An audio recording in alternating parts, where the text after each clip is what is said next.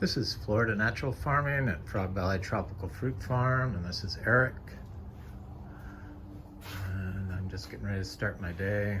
I was looking at my anthuriums and philodendrons. So I started using my name because people would start digging into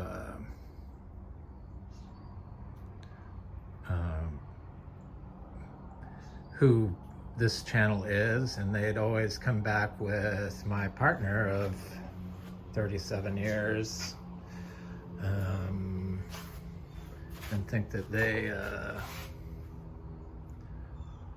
did this.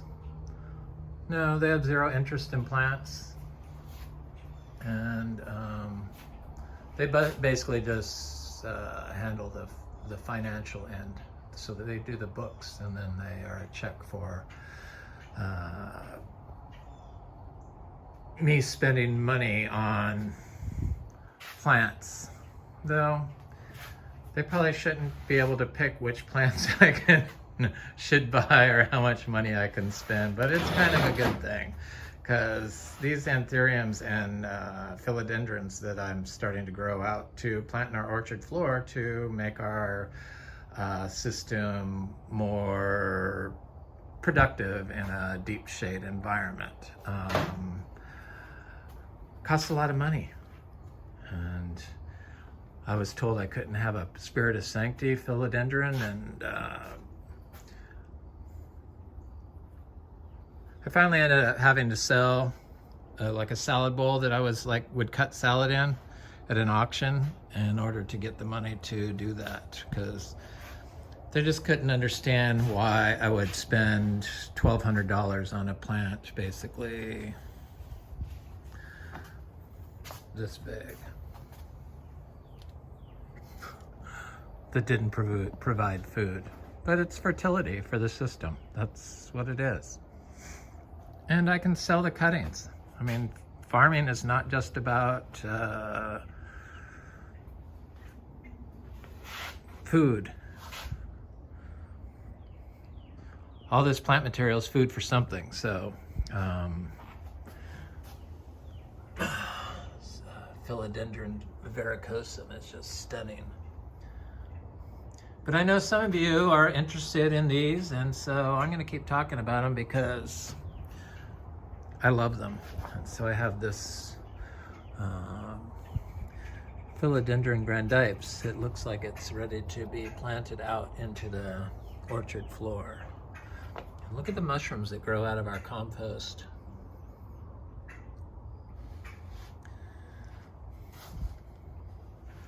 This there's a few anthuriums that speak to me, and this Anthurium cirinoi, C-I-R-I-N-O-I, speaks to me. And you know, these are tiny little plants compared to how big these get. This one here, the leaf gets like 7 feet long, so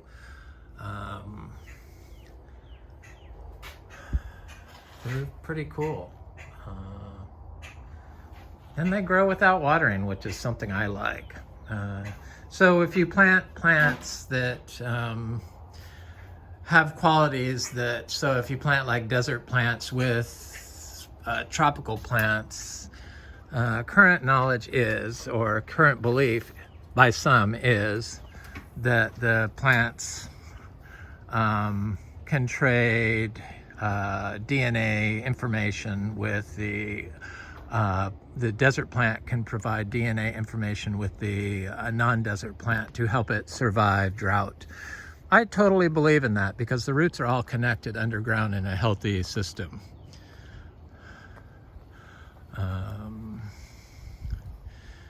We all have different tastes in trees that I think are amazing. Yesterday I talked about, in video, I talked about our dry farmed cacao, Theobroma cacao, and I kind of knew it would be like one of the least watched videos. But yet I considered it one of the best. Or I'll do a video on Garcinias and people will point out the mulberries. And it's like, I could care less about mulberries. This is Frog Valley Tropical Fruit Farm, not a deciduous tree farm generally. But I like mulberries. Of all the smaller fruits, I would be more likely to go pick those than I'm trying to think, the pitamba. It's just a matter of taste. We all have different tastes. I kind of like the sweet, big fruit, but my taste has changed because since I made myself sick on mangoes last year, I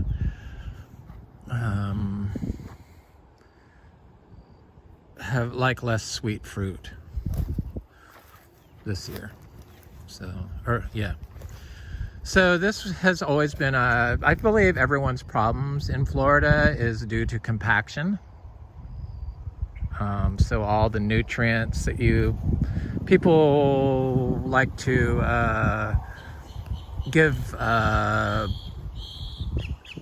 diagnose all problems with a nutrient deficiency, and don't really look at how the plant is getting its nutrients. And they mostly all get them the same way from the soil. And so if there's a nutrients deficiency, and you are prescribing a nutrient like copper or boron, that's probably not what's wrong with the plant. It's probably the compaction in your soil because your tree is unable to cycle calcium naturally due to the management that has preceded your advice or your practice.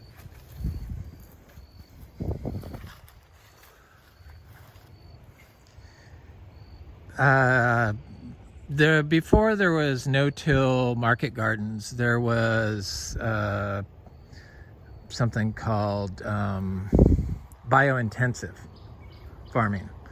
And the guy that coined that and did it was a friend of my mom's, and his mother was a friend of my mom's, and they were neighbors of my parents.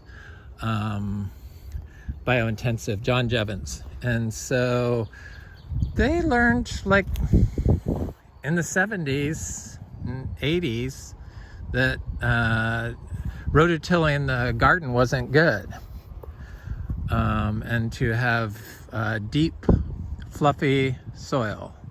So soil that you could move your hand through easy, not soil that's hard and compacted. So this area is right in front of the house. And of course I'm gonna plant some of my star trees here. And that's where the biggest achacha went, and one of my first quimuck went, and all my star apples went. Because we have like 5 different star apples, all the good ones. DPI Gold, Giant Purple, Juicy Pearl. So they haven't fruited yet, but they will. They're all seed grown. They just got on 5 years, and this was like a compacted area, and I couldn't figure out what was going on here. And I knew that if I put a vegetable garden in, that it would help the compaction, or it would start fixing the compaction. And it did. I also know that fungi in the soil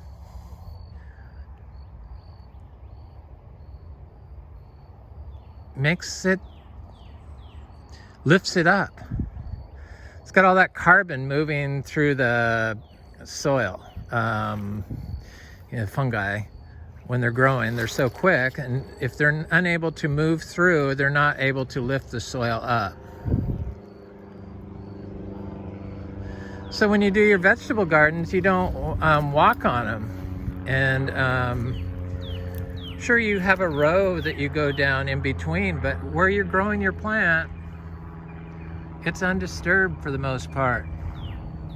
You're not there packing down the soil around the plant.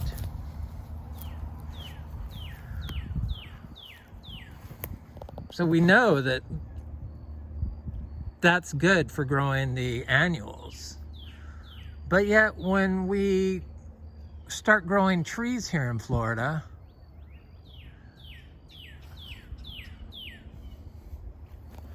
Ingus spectabilis trees, we mow everything and drive on it. And I'm not talking mow once a year, I'm talking we mow every week.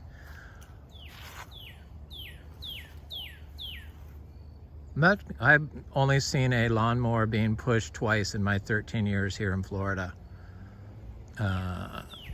They all drive them. They're all driving mowers. And they do it when it's wet. You have to. It rains here a lot. So you're going to do it when it's wet, which is the worst thing in the world for soil. So why are we like compacting our tree growing areas?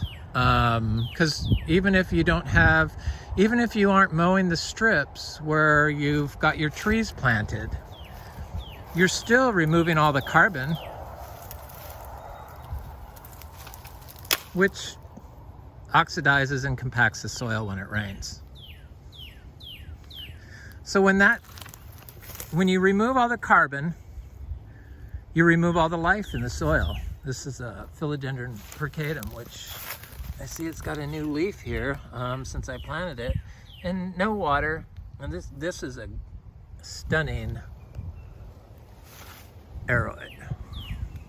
So I want to see how far up this tree it goes. I'm so excited about these philodendrons, anthuriums. So yeah, when you remove all the carbon from around the tree, you remove all the life, because the life lives in the roots in the soil, and that's the carbon. They feed off the roots. Roots attract life. Life and roots buffer pH. When you don't have the life in the roots to buffer the pH of the soil, when you just have no living root in the ground in Florida on your compacted soil, you get an acidic pH. And when you get an acidic pH, your tree can't uptake calcium.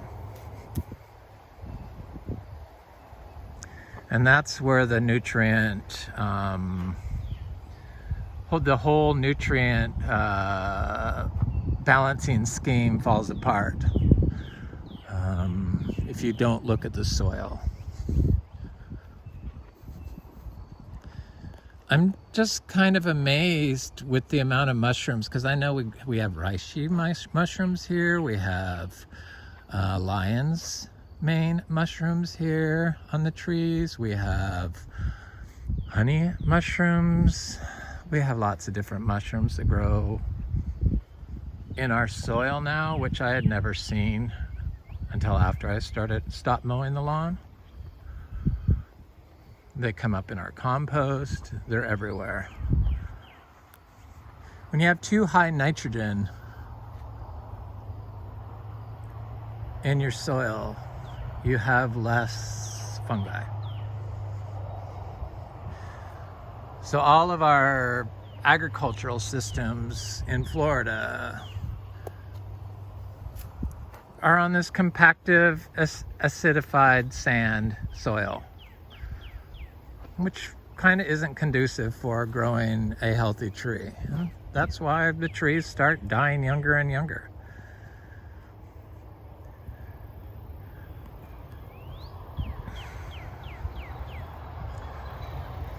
I'm gonna go over and look at that philodendron. Very surprised that people are not really, they're disinterested in growing dry farm cacao in Florida. Or maybe everyone knows and I was the last one to find out, but I don't know, just some of the stuff. So this is a Philodendron esmeraldense. There's our little tag.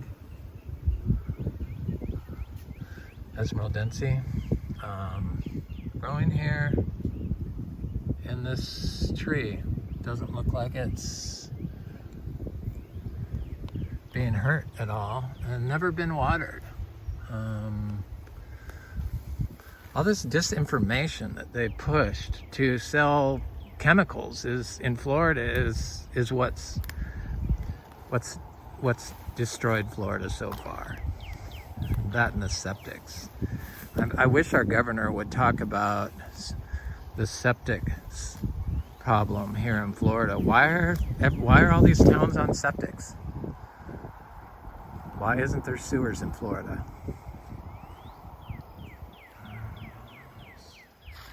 It's can you imagine miles of just every single house has septic? So how much nitrogen is going into your into your yard from that?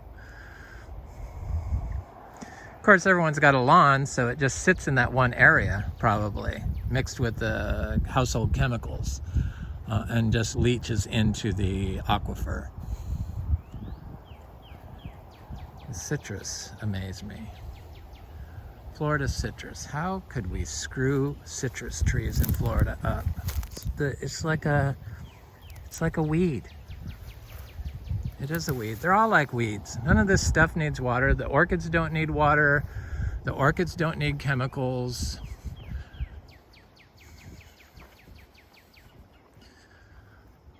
Really, what we need is to treat where you want to grow your food crops like you would treat the market garden strips, and then add some wild to it, because I just don't understand why they can't see that their practice that they've taught and pushed is patently wrong.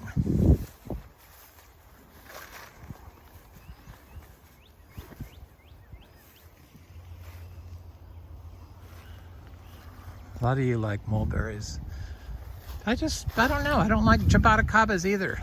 I mean, I like the mulberries, but I'm not gonna go out there and pick them all day, every day. I'll go by and eat my mouthful. If I have hundreds of them, I'll probably pick them.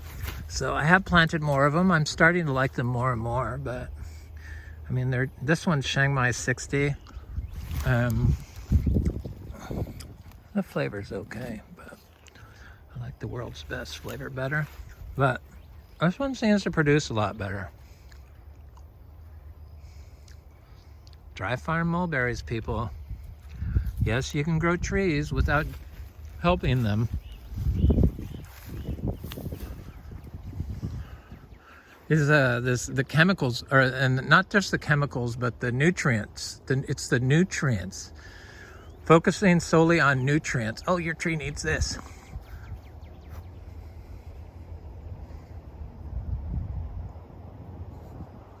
No, what it needs is the holistic approach where you look at the whole system.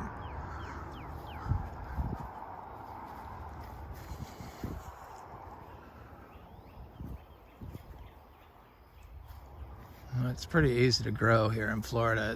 That's why they were able to swindle with the chemical thing. Let's see, we'll ruin the pH of their soil so that they have to use our chemicals, because their plants won't be able to grow. Yeah, because of the damn compacted soil and the lack of fungi. Fungi are made up of calcium carbonate or calcium oxalate, like the philodendrons. and they are able to go to the calcareous rock and harvest calcium and turn it into calcium oxalate and distribute it throughout the system. And that's what you find inside plants. Plants that can withstand drought because of the calcium oxalate. So all this stuff they've discovered is connected, and we really don't know anything, or a very small amount on how to grow stuff and how it's growing. And when we know the basics, we know more now, thankfully, but there's still the same. It's really hard to overcome the whole packing nutrient system and not looking at the overall picture, where the tree is growing. It's just like the doctors, though. It's the same exact thing. You go to the doctor, you have these issues, they prescribe all this stuff, and they don't ask you what you're eating.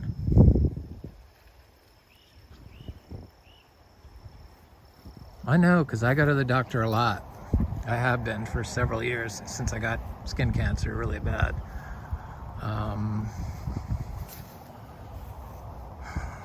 And thyroid disease. All our health problems is being caused by the chemicals and the overabundance of nutrients that you're getting from the unhealthy food that sucks up the bad nutrients, or too much nutrient, too much copper, too much magnesium, too much phosphorus. And the source of that nutrient.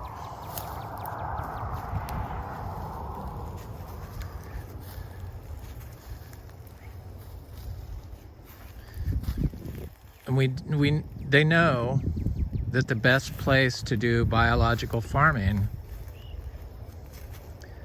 is a place that describes Florida. Calcareous rock, unlimited fresh water. That's us.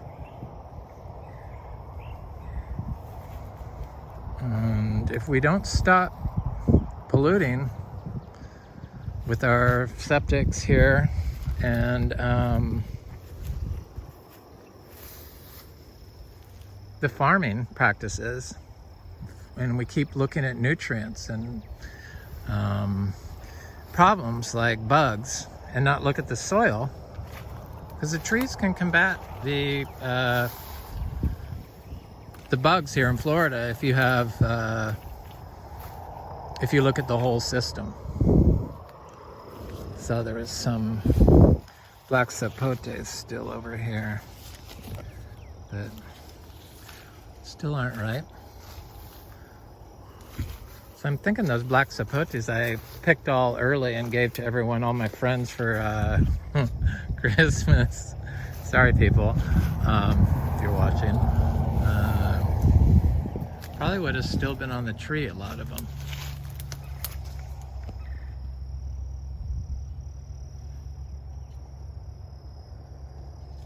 I like black sapote. This one's ripe. Nope. Getting there.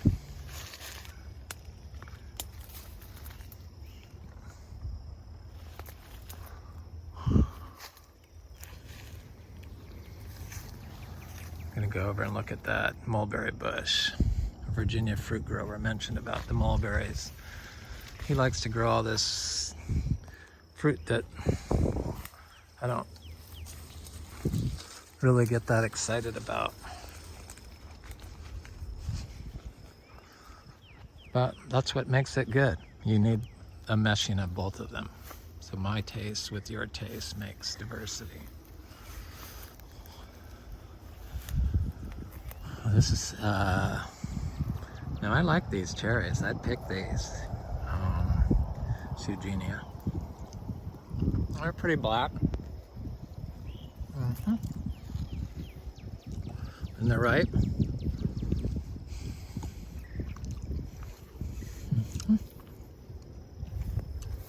There's a lot of them on here.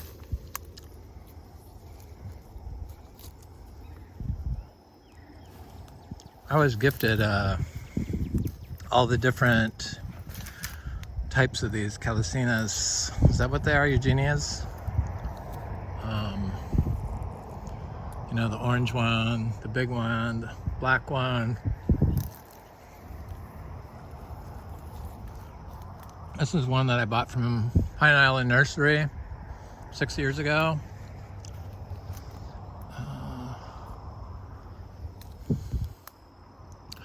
I like these. I really like these. I rate these above mulberries. I like the mulberries, but the flavor on these is intense.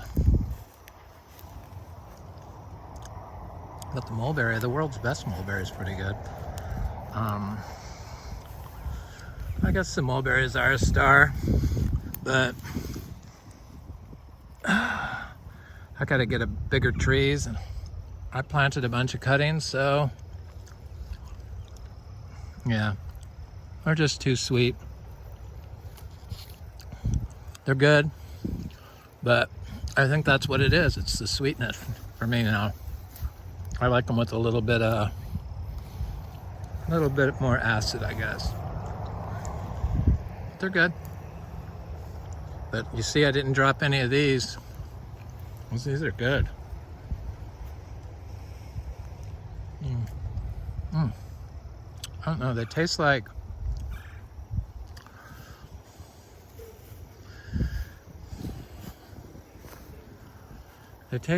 a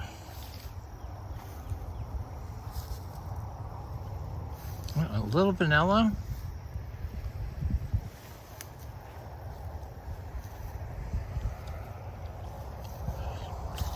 A little bit of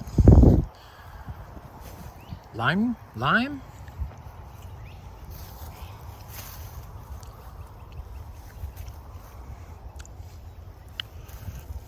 and almost a milky taste. I mean, they're quite interesting. Looking forward to these. Getting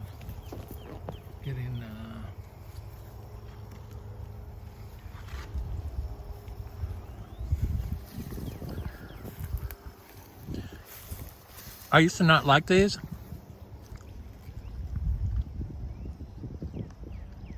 Because that tree never fruited. And then I gave it zebu manure. And it fruited for the first time last year. So it was definitely big enough to fruit before, but for some reason the soil and the biology wasn't quite right. Every year the soil gets better. Of course, we're biodynamic, so we have to do all those biodynamic preps. And we're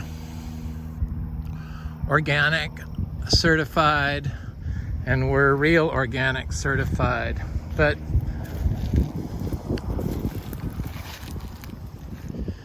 it just causes so much stress. I'm really thinking, I like the organic certification. It's stress-free, and they listen to me, and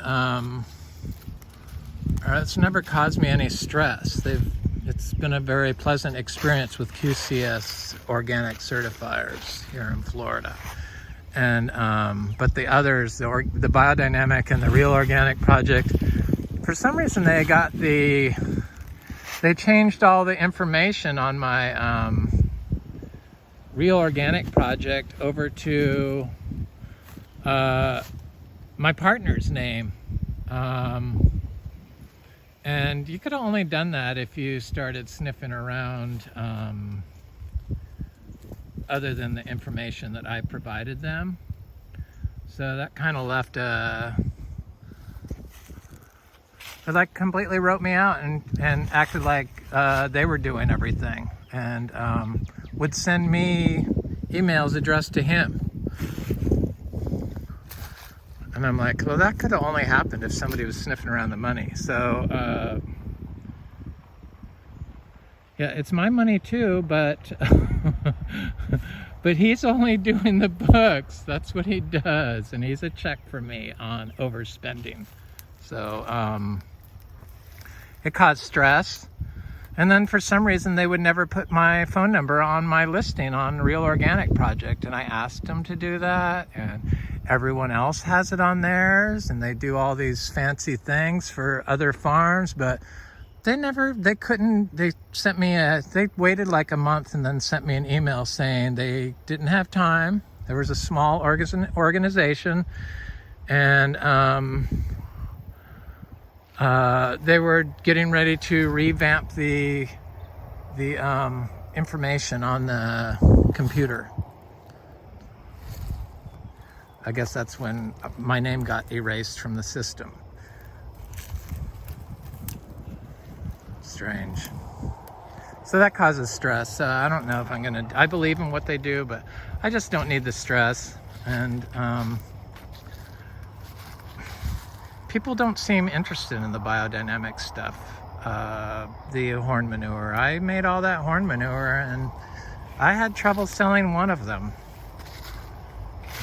I'm trading in some more to a friend I met through my channel that moved from California that has this huge, like 75 plant plumeria collection. Which I like plumerias, so I found that very interesting. And I traded him because he knows the importance of fungi. It's a fungally dominant input, but there just doesn't seem to be any interest in it here in Florida.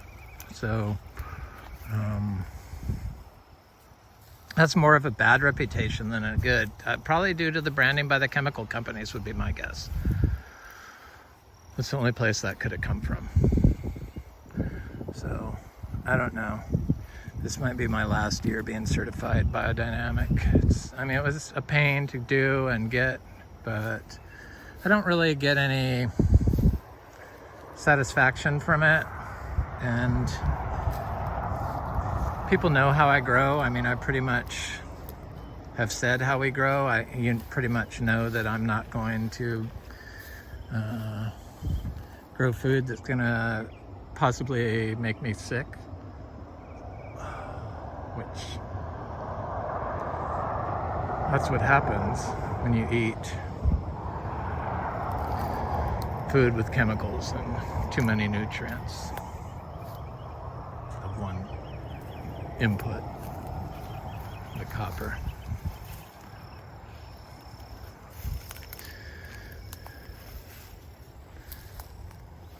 Might as well go over here by this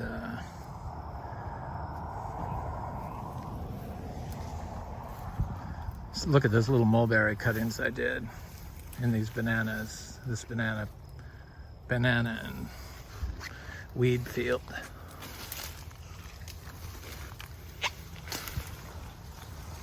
This cha-cha is getting quite large. I would guess that possibly next year it will be fruiting.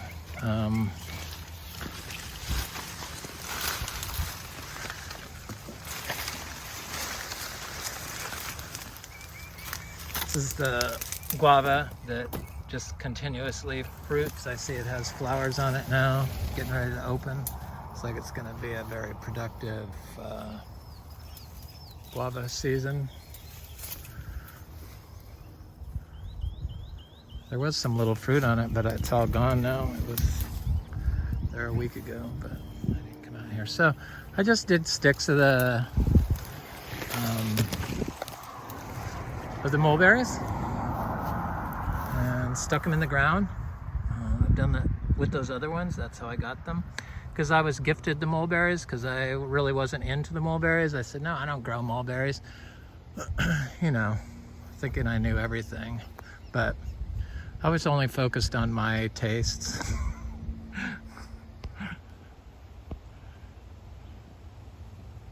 I guess I like the mulberries. I like the cherries better, the calycinas. Here's a mulberry. Yeah, the leaves look all dead because I didn't strip the leaves off.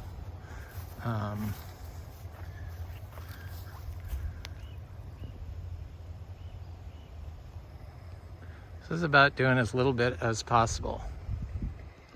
Not make work for myself. They grow with the leaves on them. The leaves just die and then I don't have to strip all the leaves off.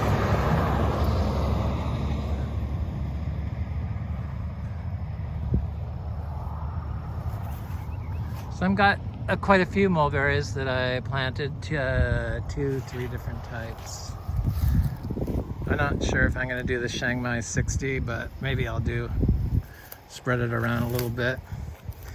Maybe it's just the location it's growing in.